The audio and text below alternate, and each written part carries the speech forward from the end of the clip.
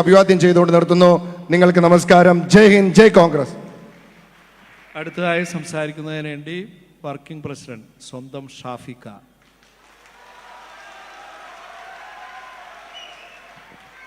പ്രിയപ്പെട്ടവരെ, ഞാൻ ദീർഘമായൊരു പ്രസംഗത്തിന് മുതിരുന്നില്ല.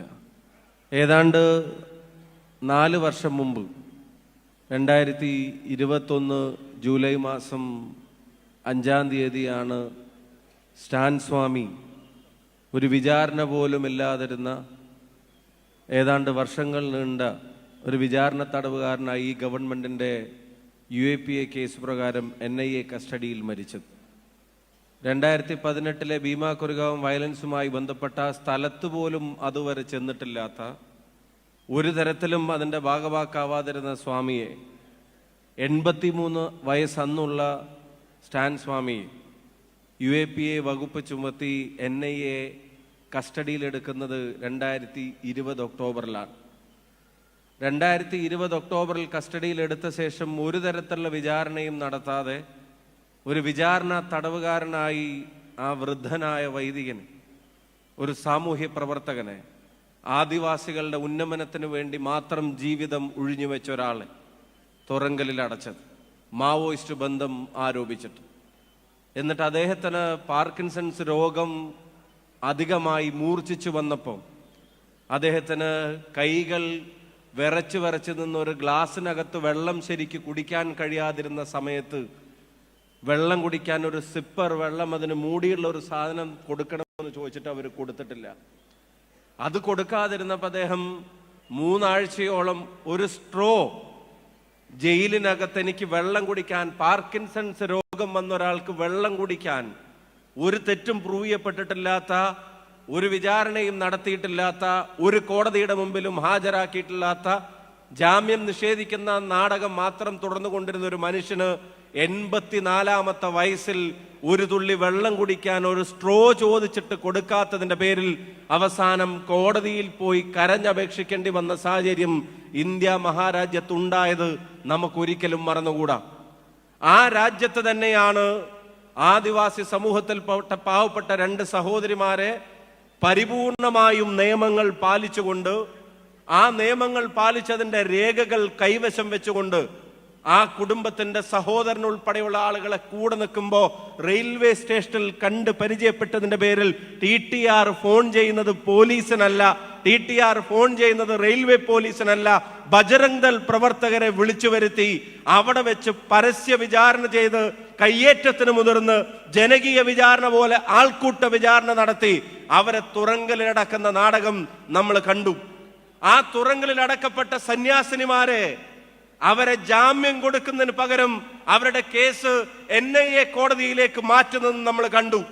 NIA കോടതിയിലേക്ക് കേസ് മാറ്റിയിട്ട് അവരെ അവിടെ കാലാകാലം ജയിലിലടക്കാനുള്ള ശ്രമങ്ങൾ നടത്തുന്നത് നമ്മൾ കണ്ടു. ആ അറസ്റ്റിനെ ന്യായീകരിക്കുന്ന സ്റ്റേറ്റ്മെന്റ് ആ സംസ്ഥാനത്തിന്റെ മുഖ്യമന്ത്രി നേരിട്ട് നടത്തുന്നത് നമ്മൾ കണ്ടു.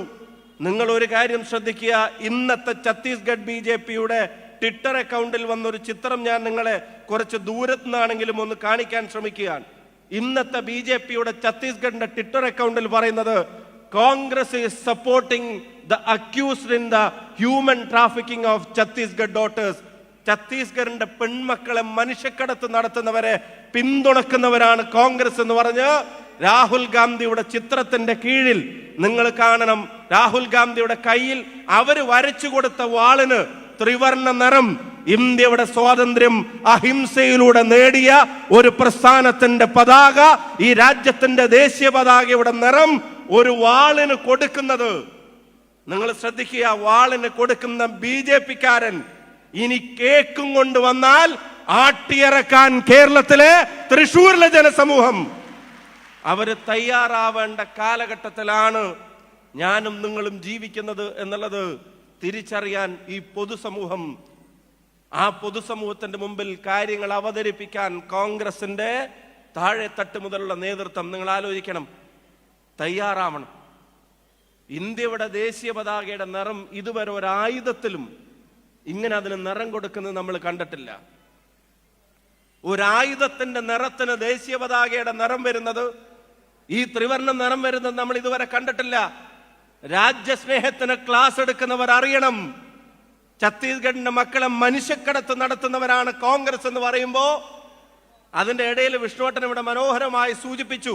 അവർക്കൊപ്പം നിന്ന് പോരാടിയതിന്റെ അനുഭവങ്ങൾ മാധ്യമങ്ങളോട് പറയുന്നതിന് മുമ്പ് എട്ടുകാലി മമ്മൂഞ്ഞിന് വർത്തമാനകാല അവതാരങ്ങൾ BJP-യുടെ കൊടിയും പിടിച്ച് ഛത്തീസ്ഗഡിൽ നടത്തിയ നാടകങ്ങൾ നമ്മൾ കണ്ടു.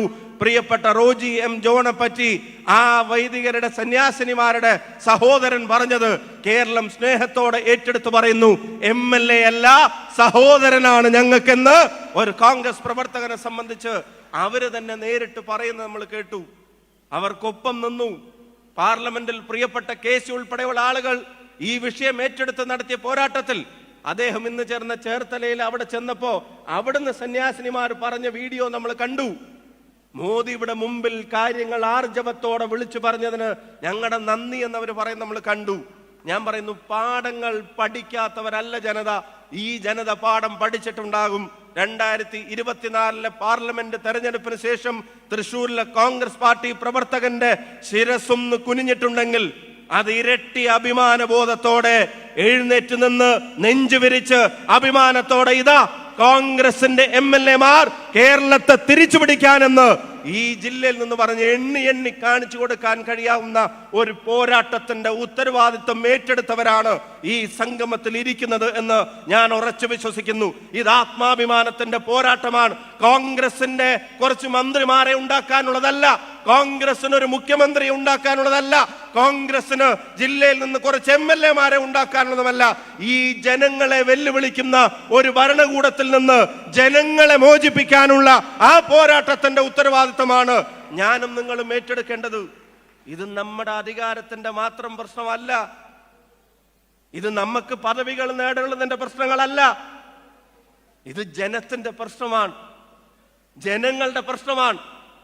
ആ പ്രശ്നങ്ങൾക്ക് പരിഹാരമുണ്ടാവണം, ആ പ്രയാസങ്ങൾക്ക് പരിഹാരമുണ്ടാവണം. BJP-യുടെയും CPM-ന്റെയും നിറം പല ഘട്ടങ്ങളിലും അത് തിരിച്ചറിയാൻ കഴിയാത്ത തരത്തിൽ അവർ ഒന്നായി പോകുന്ന ഘട്ടങ്ങൾ ഈ തൃശ്ശൂരിൽ ഉൾപ്പെടെ പൂരത്തിനുൾപ്പെടെ ഉണ്ടായിട്ടുണ്ട്, പാലക്കാട്ടെ തെരഞ്ഞെടുപ്പിൽ ഉണ്ടായിട്ടുണ്ട്. അതിനൊക്കെ മറുപടി പറഞ്ഞ് വ്യക്തതയുള്ള തെളിമയുള്ള നിലപാടുമായി മുന്നോട്ട് പോകുമ്പോ രാഹുൽ ഗാന്ധി ഉൾപ്പെടെയുള്ള ആളുകൾ അതിന് നേതൃത്വം നൽകുമ്പോ പ്രിയപ്പെട്ടവരെ, അതിനോട് നീതി പുലർത്താൻ താഴെ തട്ടിൽ കാര്യങ്ങൾ പറയാൻ ഞാനും നിങ്ങളും തയ്യാറാവേണ്ട കാലമാണ്. വാർഡ് കോൺഗ്രസ് കമ്മിറ്റിയുടെ പ്രസിഡന്റിന് ഇവിടെ ഒരു ID കാർഡ് അവർക്ക് ആ ഫോട്ടോ വെച്ച് അച്ചടിച്ചത് വിതരണം ചെയ്യുമ്പോൾ അവർക്ക് കൊടുക്കുന്നത് ഡ്രൈവിംഗ് ലൈസൻസിന്റെ വലുപ്പത്തിലുള്ള ഒരു കാർഡ് മാത്രമാണെന്ന് കരുതിയെങ്കിൽ തെറ്റിയെന്ന് പറയാൻ ഞാൻ ആഗ്രഹിക്കുന്നു. അവരെ ഏൽപ്പിക്കുന്നത് കേരളത്തെ വീണ്ടെടുക്കാനുള്ള പോരാട്ടത്തിന്റെ കരുത്തുറ്റ ഉത്തരവാദിത്തമായിട്ടാണ് ഇന്ന് ഉജ്ജ്വലമായ ഈ കൺവെൻഷനിൽ ഇന്നിവിടെ നിങ്ങൾ എല്ലാവരും കൂടെ ചേർന്നത് ഏറ്റുവാങ്ങുന്നതെന്ന് സൂചിപ്പിക്കാൻ ഞാൻ ആഗ്രഹിക്കുന്നു. അതൊരു കാർഡല്ല, അതൊരു റെസ്പോൺസിബിലിറ്റിയാണ്. നവമാധ്യമങ്ങളിലൂടെ കള്ളപ്രചരണങ്ങൾ നടത്താൻ തയ്യാറായവർ, മാധ്യമങ്ങൾ നിങ്ങൾക്കറിയാം, ദേശീയ മാധ്യമങ്ങൾ BJP-യുടെ അജണ്ടകൾക്ക് മുമ്പിൽ മുട്ടുമടക്കി അവര് സാഷ്ടാംഗം പ്രണമിച്ചു നിൽക്കുന്നത് നിങ്ങൾക്കറിയാം. യാഥാർത്ഥ്യങ്ങൾ ജനങ്ങളോട് പറയാൻ, വീട്ടിൽ ചെന്ന് പറയാൻ, വീടുകളിൽ സംസാരിക്കാൻ, രാഷ്ട്രീയം പാർട്ടി യോഗങ്ങളിലോ രാഷ്ട്രീയം പാർട്ടിയുടെ പൊതുയോഗങ്ങളിലോ പ്രസംഗങ്ങളിലോ ക്യാമ്പുകളിലോ മാത്രമല്ല, രാഷ്ട്രീയം വീടുകളിൽ ചെന്ന് പറയാൻ പാർട്ടി ആരെയാണ് ഉറ്റുനോക്കെന്ന് ചോദിച്ചാൽ അതൊരു പക്ഷേ ഉന്നതത്തിലിരിക്കുന്ന നേതൃത്വത്തെ അല്ല, അവരുൾപ്പെടെയുള്ള ആളുകൾ. KPC പ്രസിഡന്റിന്റെ വാക്കുകൾ കടമെടുത്താൽ അഡ്വക്കേറ്റ് സണ്ണി ജോസഫ് ഉൾപ്പെടെ വീടുകളിലേക്ക് ചെല്ലുന്ന തരത്തിലുള്ള രാഷ്ട്രീയം പറയൽ, രാഷ്ട്രീയ പ്രവർത്തനം നടത്താൻ നമ്മൾ തയ്യാറാവുകയാണ്. അതിന്റെ വേദിയാണ് ലോക്കൽ ബോഡി. KPC പ്രസിഡന്റ് പറഞ്ഞിട്ടുണ്ട്, ഞാൻ കഴിഞ്ഞ യോഗത്തിൽ പറഞ്ഞു, നമ്മളെ ഏൽപ്പിക്കുന്ന ഉത്തരവാദിത്തങ്ങളിൽ, ആ ദിവസങ്ങളിൽ ഉത്തരവാദിത്തങ്ങളിൽ പ്രസിഡന്റ് ഉൾപ്പെടെ കോൺഗ്രസ് പ്രഖ്യാപിക്കുന്ന ജനസമ്പർക്ക യജ്ഞത്തിൽ വീടുകളിലേക്ക് ഇറങ്ങണമെന്ന് തന്നെയാണ് അദ്ദേഹത്തിന്റെ തീരുമാനം. ഒരു നേതാവിനും അതിൽ നിന്ന് ഒഴിഞ്ഞു നിൽക്കാൻ പറ്റില്ല. വീടുകളിൽ ചെന്ന് പറയേണ്ടത് പറഞ്ഞ്, ബോധ്യപ്പെടുത്തേണ്ടത് ബോധ്യപ്പെടുത്തി ഈ ജനതയ്ക്ക്, ആ ജനതയെ തിരികെ കൊണ്ടുവരാനുള്ള പോരാട്ടത്തിന് കരുത്തു പകരുന്ന തരത്തിൽ ഉജ്ജ്വലമായ ഈ കൺവെൻഷൻ എല്ലാവിധ ഹൃദയാഭിവാദ്യങ്ങളും നേരുന്നു. തൊട്ടപ്പുറത്ത് ജില്ലയിൽ ജനിച്ച എന്നെ പോലൊരാള് കോൺഗ്രസിന്റെ ശക്തി എവിടെയെന്ന് ചോദിക്കുമ്പോൾ ഉറ്റുനോക്കിയിരുന്ന, ചൂണ്ടിക്കാണിച്ചിരുന്ന ഒരു ജില്ലയായിരുന്നു ഈ തൃശ്ശൂർ ജില്ല. പ്രതാപേട്ടൻ ഉൾപ്പെടെയുള്ള ആളുകൾ ഇവിടെ നിന്ന് MLA-മാരായി വന്ന 2011 അസംബ്ലിയിലേക്ക് കടന്നു ചെല്ലാൻ അവസരം കിട്ടിയിട്ടുള്ള ഒരാളാണ് ഞാൻ. ഇപ്പൊ നമ്മുടെ പ്രിയപ്പെട്ട TJ ആണുള്ളത്.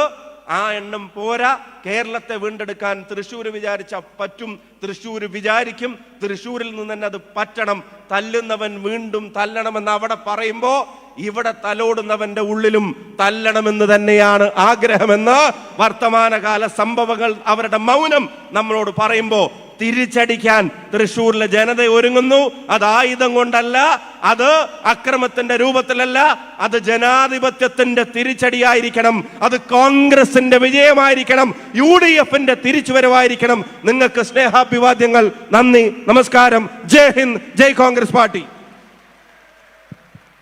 അടുത്തതായി ശ്രീ T. സിദ്ദിഖ്. ചൂരൽമല മുണ്ടക്കൈ എന്ന് പറയുമ്പോൾ നമ്മുടെ മനസ്സിലേക്ക് ഏറ്റവും ആദ്യം ഓടി വരുന്നത് കലങ്ങിയ കണ്ണുമായി മഴയിൽ നനഞ്ഞു കുതിർന്ന് നിന്ന് ഓടി